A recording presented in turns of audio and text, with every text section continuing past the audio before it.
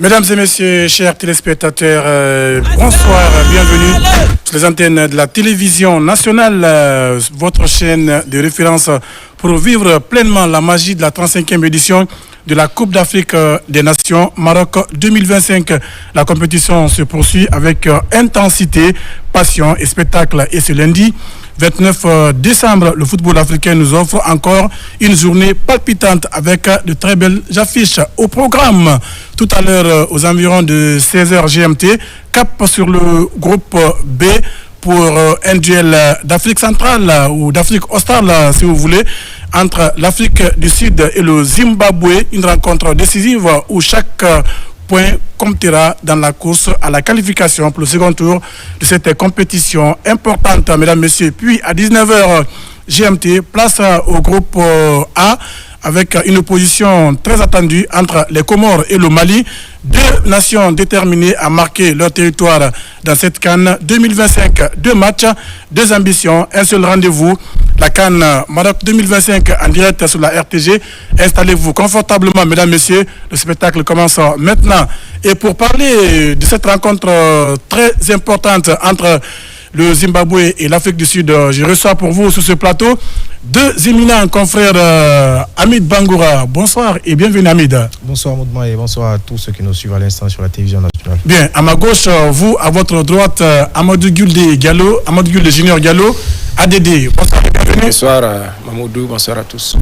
La fête du football africain, Hamid, se poursuit sur les antennes de la télévision nationale à la RTG. Aujourd'hui, on a cette rencontre de la poule B, Zimbabwe, Afrique du Sud, deux pays de la même localité, l'Afrique australe. Un match à vivre absolument. Absolument, et deux pays qui viennent à peine de se quitter, parce que ils étaient dans le même groupe pour les éliminatoires de la Coupe du Monde. Oui. Et dire que d'ailleurs certains matchs du Zimbabwe ont été reçus en Afrique du Sud. Donc c'est un autre rendez-vous. Le dernier rendez-vous qu'ils ont eu, c'est soldé par un match nul. Et aujourd'hui, on verra est-ce qu'il y aura un vainqueur. Il le faut en tout cas, parce qu'il y a une place en vue pour la 8e de finale, même s'il y a une possibilité que les deux aussi sortent de la poule. Mais on verra sur le terrain laquelle de ces équipes réussira à prendre les 3 points pour s'assurer tranquillement, toute tranquillité, la 8e de finale. Bien, en tout cas, c'était un groupe composé de l'Égypte, de l'Afrique du Sud, de l'Angola et du Zimbabwe. Pour le moment, le classement, après 2 journées pour chacune de ces 4 formations, l'Égypte est en tête avec 6 points, suivi de l'Afrique du Sud, les Bafana qui totalisent 3 points, et puis l'Angola est 3e avec un seul point, et 4e, le Zimbabwe, également un seul point. Amadou Gulde Diallo, l'enjeu, c'est que si le Zimbabwe veut passer pour les 8e de finale, il faut forcément battre l'équipe sud-africaine, d'où l'enjeu de cette rencontre. Ah oui, ça va être compliqué, mais c'est pas impossible pour les Warriors. Maintenant, l'Afrique du Sud, c'est une équipe qui est bien en place, même si elle n'a pas gagné ces 2 matchs, mais on a vu un football très fluide, très limpide, avec un entraîneur très ambitieux, Hugo Broos, qui mise sur la continuité et les compétences locales. Donc je pense que c'est une équipe qui est vraiment capable d'aller loin dans cette compétition, même si chaque match est considéré comme une finale. Et je pense que tout va se déterminer ce soir entre les deux. Mais moi, je vois l'Afrique du Sud qui a un très bon football, qui a des joueurs vraiment...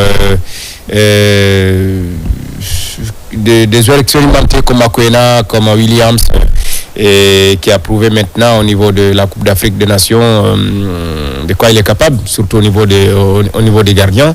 Donc je pense que c'est une équipe très mûre, même si il y a toujours des petits trucs à régler, mais je crois que l'Afrique du Sud peut jouer le premier rôle dans ce tournoi. Bien, et quand vous prenez un peu les statistiques de ces deux formations dans cette compétition, 2 matchs pour chacune des 2 formations. On a les Sud-Africains qui ont battu l'Angola 2-1. Et puis cette équipe de Bafana avait perdu face à l'Égypte sur le score d'1-0. Est-ce que cette victoire contre l'Angola donne un avantage psychologique à l'équipe sud-africaine face à l'équipe du Zimbabwe? Bien évidemment, les deux équipes ne se présentent pas dans la même configuration. Et c'est pour ça que c'est important de gagner. Excusez-moi. C'est pour ça que c'est important de gagner les premiers matchs, parce que ça vous fait grandir quand même le capital confiance. vous vous présentez en étant un peu déstressé par rapport à l'adversaire qui se dit en cas de défaite aujourd'hui. Oui, on a éliminé. Bien évidemment, un point, ça ne vous permet pas de vous qualifier. Donc il y a une pression. C'est vrai qu'il y en a de part et d'autre, mais je ne pense pas que c'est du même type. Les Sud-Africains aujourd'hui, un match nul leur suffit pour se qualifier pour les huitièmes de finale, alors que pour les Zimbabwéens, il faut obligatoirement une victoire parce qu'un nul, ça ne les qualifie pas.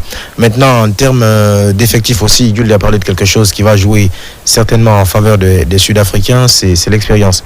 Il y a pas mal de joueurs qui ne sont pas à leur première Coupe d'Afrique des Nations. Il a parlé de Mokoena, de Ronwen Williams et également d'autres joueurs. Il y a aussi Foster, hein. Exactement, ouais. Lui qui joue en première ligue.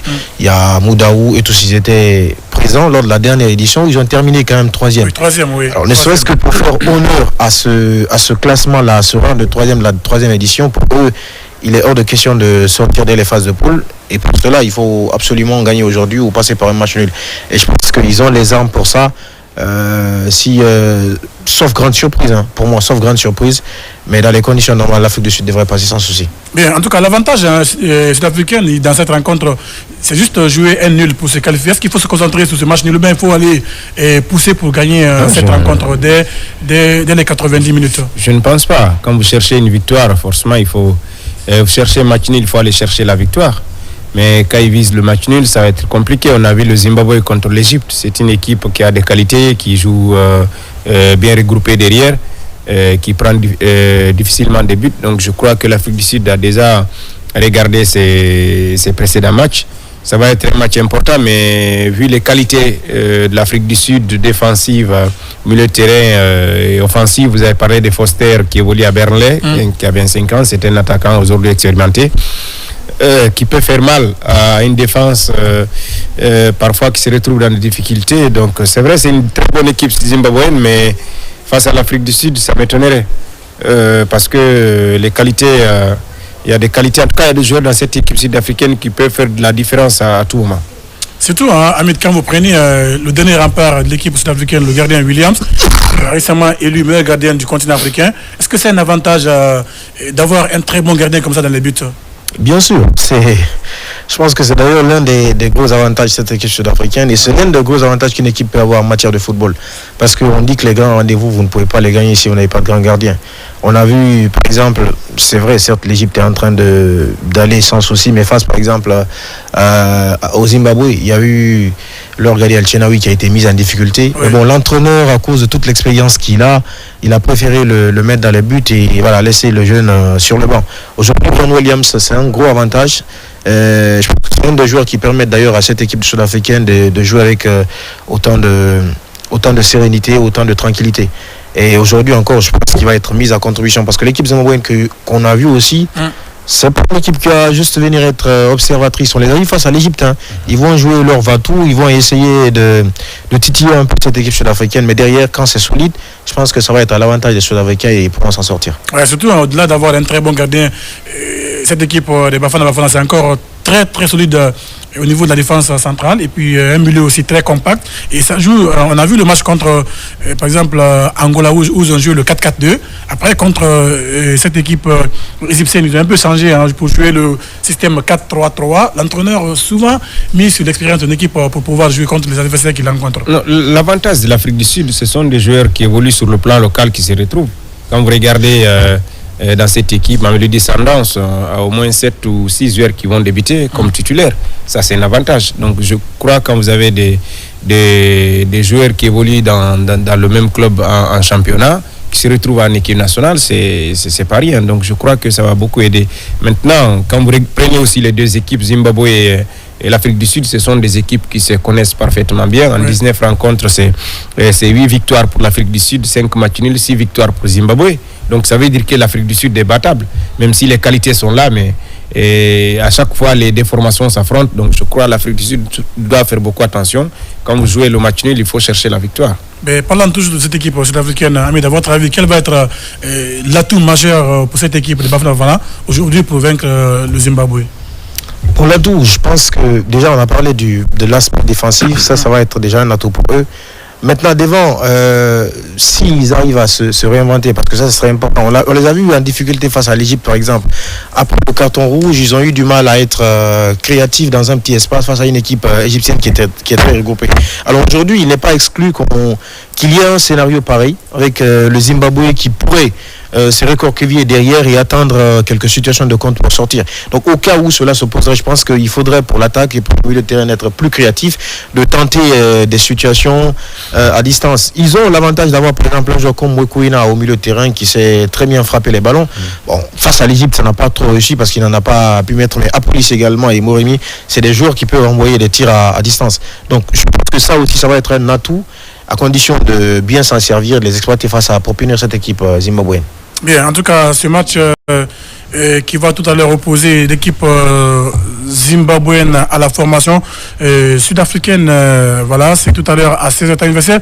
Le temps pour nous de partir du côté de la régie avec l'équipe technique, voilà, et avant de continuer ce plateau.